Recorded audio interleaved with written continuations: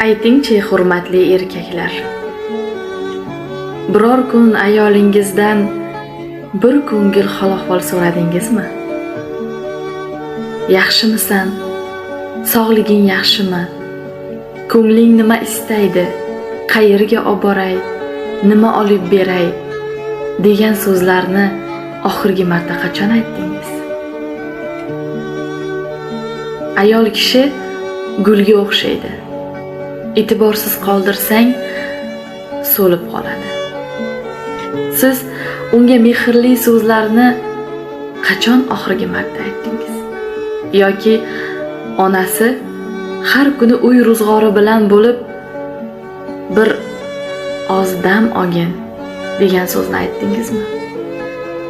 Kech bo'lmasdan tezroq ayting.